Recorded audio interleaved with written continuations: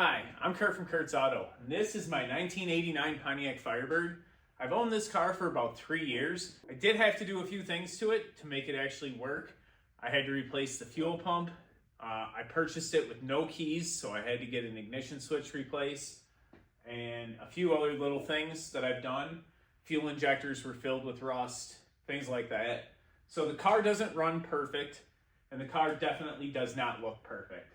But with all of the cars that I have laying around, I've decided in 2026 my goal is to either fix the cars that I have or just get rid of them in the condition they are. This car being in this condition, I've decided this is a perfect canvas for me and my daughter to practice learning how to paint a car. So she made the suggestion that maybe we try and paint this car with a flip-flop color change paint, similar to my 86 Camaro. So what we're gonna do is a green to blue flip-flop that will be a crushed glitter basically in the clear coat. So the car will be based in black and we'll have a mid coat of the glitter and then a clear coat over top of that. So I'm going to take you through and show you this car. It's actually a 28,000 mile vehicle that has been sitting since 1991. The previous owner did the body work to the door and put primer on it, but rather than getting it registered and driving it again, he just left it in a bad title situation. So when I purchased it from auction, I thought it had a clean title, and it turned out I had a bad title. So it took a while to actually get a salvage title.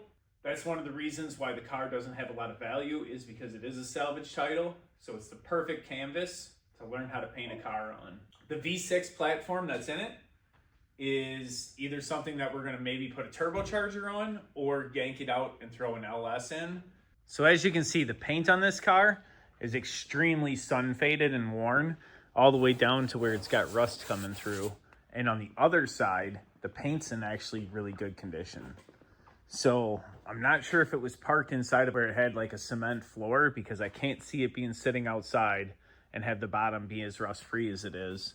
But the top is just completely burned from the sun to a point where the rear bumper actually looks melted on this side and it's kind of deteriorated.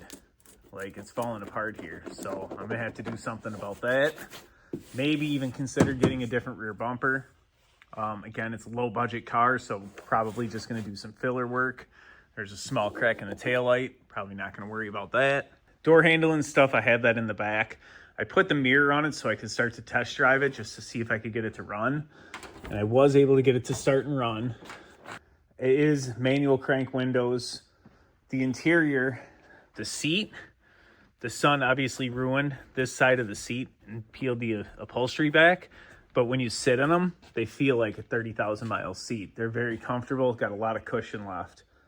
I am missing the door panel on the inside driver's door. It is, like I said, the 2.8 liter V6, which does run. It doesn't run exactly perfect. I believe the fuel system is still plugged up with some rust, and the mass airflow sensor is giving me some trouble. I unplugged it and it actually runs better. But for right now, I want to get all those leaves cleaned off of the firewall there because they're just collecting moisture, causing things to get rusty. And we're going to start with just getting it cleaned up, get the stuff out of the interior that I don't need, and probably start taking the paint and getting it down to a point where we can hit it with some primer. I'm really excited. I actually purchased this car because I really like the sunroof, and I've been looking for one of these for my S10 and I couldn't find one. And so I thought even if this car was a complete and total loss, and it's not, it's in much better condition than I thought, I was going to take the sunroof out for my S10 project. But now that I've dealt with the entire title problem and getting it in my name, I've got enough invested into it where I need to do something with it to either recoup my money or make a really cool car out of it. So hopefully I can do both. Maybe I end up making it so nice that my daughter really wants to keep it, and it turns out to be a car that she wants to keep. But yeah, she made the suggestion for us to paint it, so I think that's what the plan is. Well, I'm just throwing a little charge in the battery, but I'm going to move it to the other garage so we can start sanding it down. I did kind of go through and clean it all out. It's actually going to be a pretty nice car. Here's a nasty crack in the dash, which probably not going to do much about. I was looking at seats. That's expensive. I'm not sure what we're going to do yet about the seats yet. I did go ahead and finish pulling all the trim off the sides here and got all this stuff off and the Firebird badge off. And I started sanding here a little bit just by hand. I'm going to move it to the other garage and hit it with the DA, get all the clear coat knocked off this side, because obviously if it fell off of the car on the other side, I don't trust what's left to be under the new paint. So we're going to strip it down, hit it with some primer. I got a couple little dents I got to fix. But overall, I think this car is going to turn out awesome. Never fails. Anywhere a mouse can get, they will get. Luckily, it's on the outside of the car, but just behind the taillight. But I pulled this out and I found a huge mouse nest. Well, we made some good progress here. I got most of the front end all sanded down. I pulled the mirrors and the door handles off on both sides of the car. The headlights are out. The turn signals are out. Yeah, it's getting stripped down. I'm down to basically the primer on the whole roof and the sides and the quarter. The other side was obviously the side that had more of the clear coat left. So I have a little bit more work to do over here.